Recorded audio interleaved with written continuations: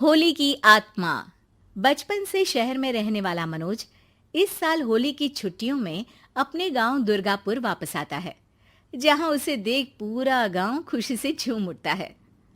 जब गया था तब इतना सा था और अब देखो कितना बड़ा हो गया है। हाँ सरपंच जी, जब मैं गया था तब आप भी बहुत जवान थे और अब देखो कितने बूढ़े हो गए हैं आप। चलो चलो बढ़िया है। बच्चा घर वापस आ गया। इसी खुशी में आज रात पार्टी होगी। क्या बात है, गांव में भी पार्टियां होने लगी। वैसे अगर पार्टी की बात है तो आज क्यों सीधा होली पार्टी करते हैं। होली पार्टी की बात सुन चहल पहल में अचानक सन्नाटा छा जाता है, जिसे देख मनोज को कुछ अजीब लगता है, लेकिन तभी सरपंच बात पलट देता है। अब बहुत देर हो गई, चलो सब अपने घर चलो, पार्टी के बारे में कल सोचेंगे। मनोज भी मम्मी पापा के साथ घर आ जाता है, पर होली पार्टी और उस पर पूरे गांव की खामोशी वाली बात अभी तक उसके जहन से निकलती नहीं। पापा, होली पार्टी की बात पर सब चुप क्यों हो गए थे? अरे होगी उनकी कोई अपनी बात। मुझे गांव की पंचायत ही थोड़ी पता है। थक गया हूँ, चलो सो जाते हैं, कल बात करते हैं। पापा की बात मानते हुए मनोज भी सोने चला जाता है। आज तो छुपा लिया, लेकिन हफ्ते बाद जब होली का दिन आएगा तब इसे कैसे रोकोगे? अगली सुबह सूरज के साथ ही मनोज भी गांव घूमने निकल जाता है, जिस पर रास्ते में उसे अपनी ही उम्र के कुछ लड़के भी मिलते हैं, जिनसे दोस्ती कर अब वो उनके साथ घूमने लगता है। इसी तरह कुछ दिन बीत जाते हैं और होली नजदीक आने लगती है। दोस्तों, होली में 4 दिन ही बचे हैं, पर गांव में उसकी कोई तैयारियां क्यों नहीं दिख रही? क्योंकि यहाँ होली नहीं मनाई जाती। अरे पर ऐसा क्यों? वो राजा भूषण। अरे तुम 4 दिन के लिए आए हो, क्या इतना सोच रहे हो? चलो कुछ खाने चलते हैं। इसी के साथ एक बार फिर होली की बात को टलते हुए देख मनोज को शक होने लगता है। वो घर पहुंचते ही इंटरनेट पर अपने गांव और राजा भूषण के बारे में जानकारी निकालने लगता है। क्या? मुझे आज तक ये नहीं पता था। ऐसा कैसे? किसी ने मुझे कुछ बताया क्यों नहीं? सारी जानकारी लेने के बाद मनोज गांव वालों या अपने मम्मी पापा से कुछ पूछे बिना खुद ही उसकी सच्चाई के बारे में छानबीन करने लगता है, जिसके चलते वो राजा भूषण की हवेली में पहुंचता है। वाह, क्या हवेली है यार। पर क्या यहाँ सच में कोई भूत है? हेलो भूत जी, कोई है क्या?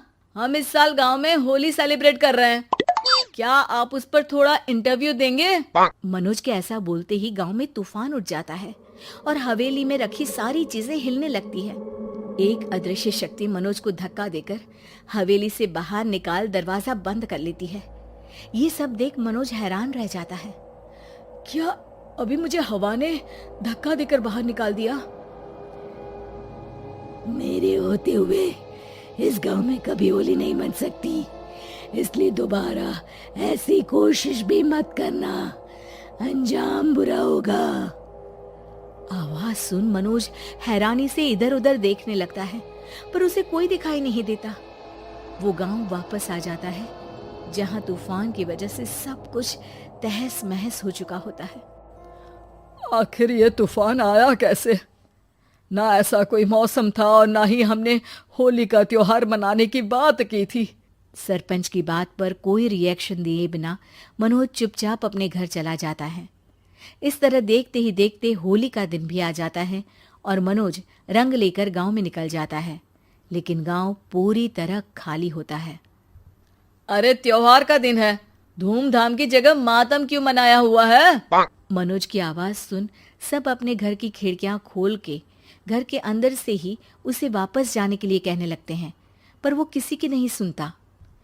तुझे पहले भी समझाया था, अगर होली खेलने की कोशिश भी की तो अच्छा नहीं होगा। अरे बात मान लो बेटा, तुम्हें सच नहीं पता। मुझे सब पता है। सालों पहले इस राजा ने एक अंधविश्वास फैलाया और आप लोग आज तक उसे मानते आ रहे हो। अरे बेटा, जब तुम पैदा भी नहीं हुए थे उससे भी बहुत पहले से इस गांव पर होली का श्राप है। अगर गांव में होली का त्योहार मनाया जाता है तो प्रलय आना पक्की बात होती है। राजा भूषण इस सब में नहीं मानते थे और त्योहार मनाने लगे, जिसके चलते होली वाले ही दिन पहले उनके बेटे की और फिर उनकी मृत्यु हो गई। तभी से गांव की रक्षा के लिए उनकी आत्मा उस हवेली में रह रही है। सबकी बातें सुन मनोज उलझन में पड़ जाता है।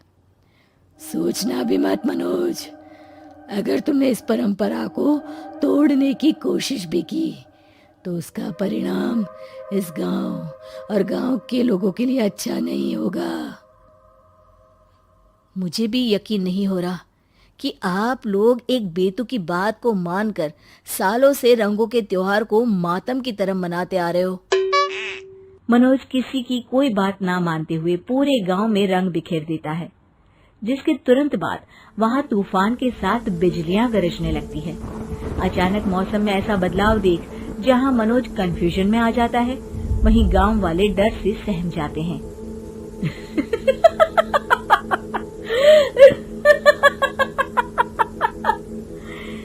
इस लड़के ने हमारे जैसे सिर्फ अपने स्वार्थ के लिए नहीं बल्कि पूरे गांव की खुशियों के लिए यहाँ होली मनाई है, जिस वजह से अब इस गांव पर होली का श्राप टूटता है।